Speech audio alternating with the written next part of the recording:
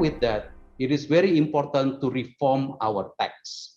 It's very important to reform our tax structure so that the tax structure is not only about getting more revenue. It is about aspiring middle class, aspiring transformation in Indonesia toward what Professor Madiasmo earlier mentioned, Golden Indonesia in 2045. In order for the Indonesia to go to that Golden Indonesia 2045, 100 years of Indonesia's independence, it is very important to have a strong budget. We have to make sure that the budget is a very important instrument to put in place fair and prosperous society. Budget must be able to conduct its function as the allocation function, the distribution function, and stabilization function of the budget. The budget must be able to fulfill the public goods that are needed by the aspiring middle class, and then continue to help the poor and the vulnerable, but able to fulfill the aspirations of the aspiring middle class. The budget must be able to conduct income redistribution and to put in place the economic stabilization and growth.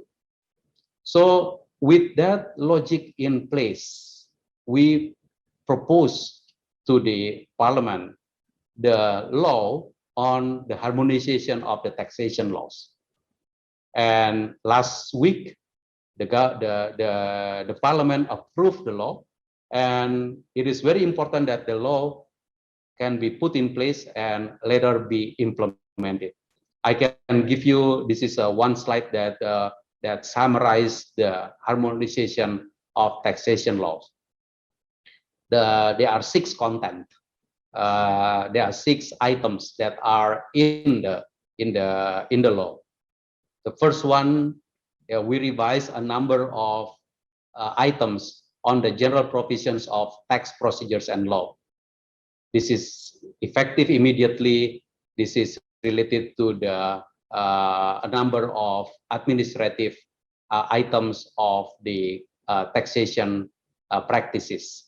I believe that colleagues from the chartered accountant will be able to look at this and provide also inputs on this one. But a number of things that are very much in the heart of the general audience. Number one is related to the income tax law. We put a better, lower tax structure for the lower income by increasing the top border of the first income brackets that are taxable income from 0 to 50 million rupiah to 0 to 60 million rupiah, so that anyone that on top of the non-taxable income, if they accrue, they have the 60 million rupiah, they're still paying 5% of rate. On the other hand, we create a new level on the top for the top rich income earners. Previously, anyone with higher than 500 million rupiah taxable income pay 30%.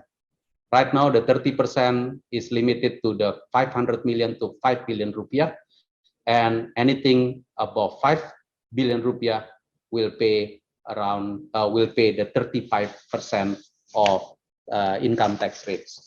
So this is we understand that this is going to allow greater contribution of the rich people for the Indonesia.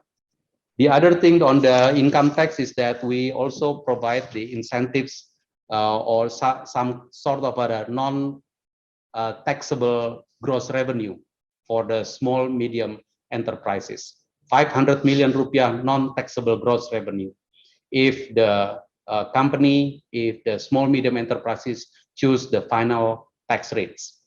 If they choose the final tax rate, the rate is 0.5% of the gross revenue, and the first 500 million rupiah is non-taxable. So this is also something that we put in place. Another important reform is that we put the corporate income tax at 22% rate. Previously, the 22% corporate income tax rates is going to decline to 20% in 2022 next year. But under the new law, the 22% will continue to stick there. It's not going to lower anymore. And the comparison of average corporate income tax rates with other peer group countries shows that 22% is still very competitive enough for the corporate income tax. So this is important for the Indonesia's tax collection without having to jeopardize our competitiveness in terms of the corporate income tax with other countries. On the value-added tax, very quickly, I think one thing that paid attention very much by the general audience is that we're going to increase our value-added tax from 10% to 11% since April 1st, 2022, and to 12% before no later than the 1st January of 2025. This is, of course, must be accompanied with improvement in the VAT collection by our Digitax. The increase of the rate certainly will improve the tax revenue, but more importantly, it is very important to make sure that the collection is also conducted in the right manner. And this increase in the VAT rate is not going to jeopardize the recovery program of Indonesia.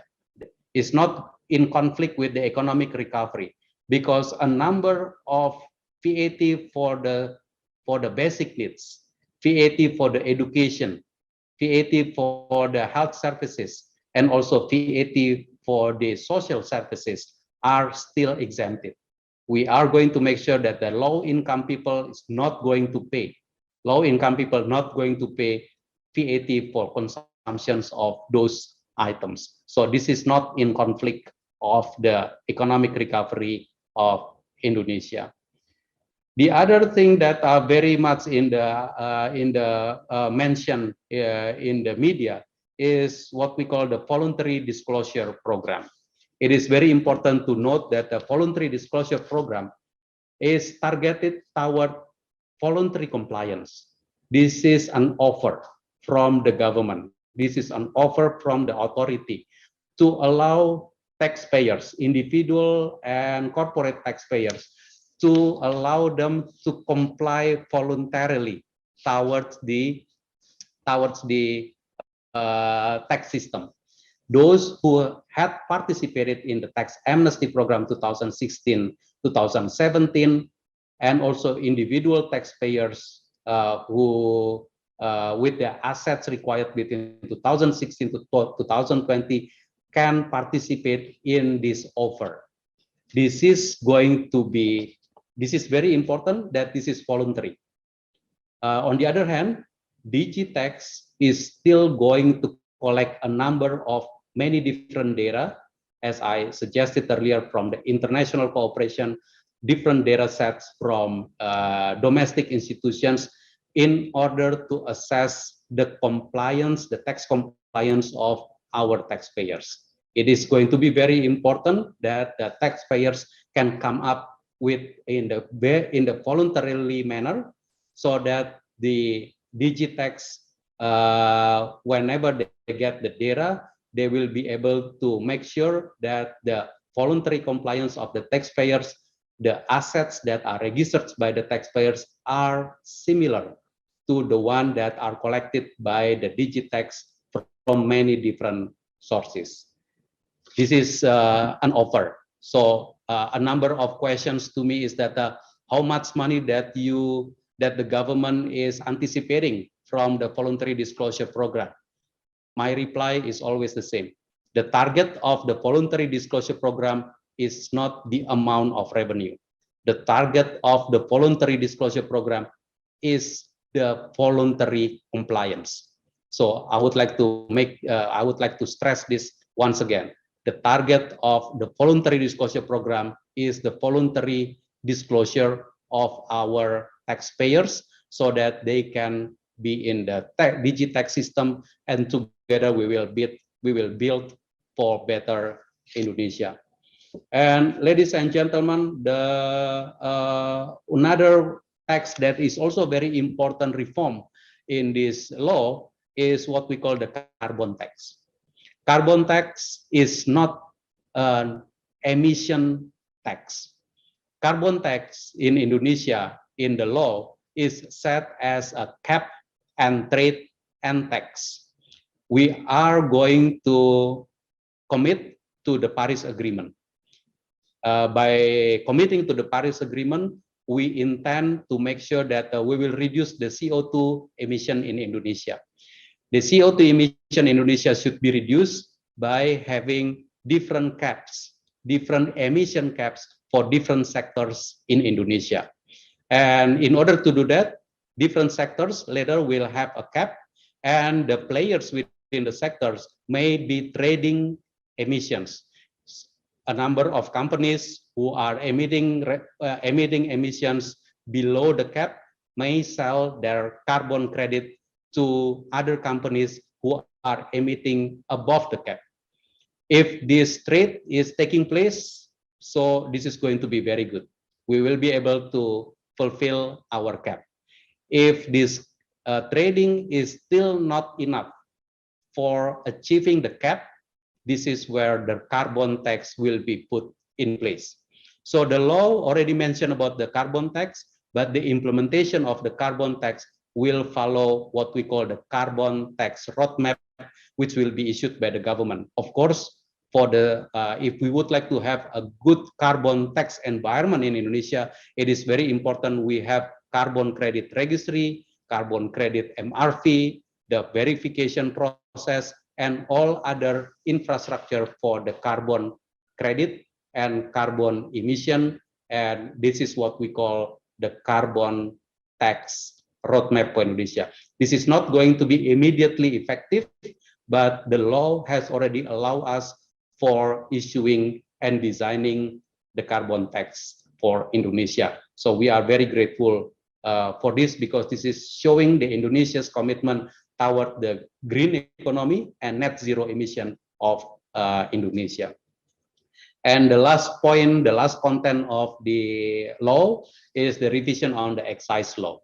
The Undang-Undang Cukai is also being revised so that not only about the penalties, but also we are able, by the new regulation, by the new law, we are able to issue a new excise goods by putting it in the annual budget law. So this is something that is very, very constructive, and we are very grateful to the lawmakers in our parliament that allows us to come up with this structure.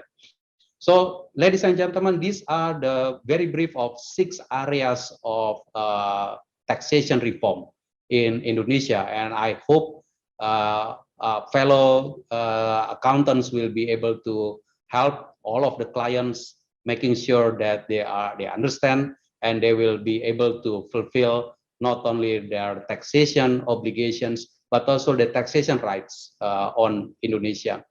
Finally, I would like to appreciate once again the Indonesian Chartered Accountants Institute for having this international tax conference. I really hope that the international community will be able to look at the different reforms that are conducted in Indonesia, and our chartered accountants who are very, very, I believe, very, very active in making sure the accountability, the transparency of the financial reports will also be able to support the economic recovery. As just shown by the government during the economic recovery, in order to handle the pandemic, the government is stepping in with a counter-cyclical measure that I explained earlier.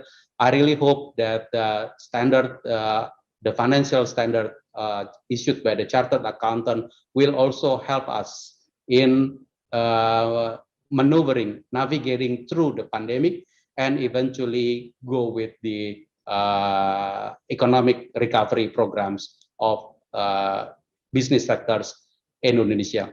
Once again, my appreciation, and have a fruitful discussions, telling stories about Indonesia and getting stories, lessons learned from international community for Indonesian better taxation and Indonesian better economic development. Thank you very much for your attention. Wassalamualaikum warahmatullahi wabarakatuh.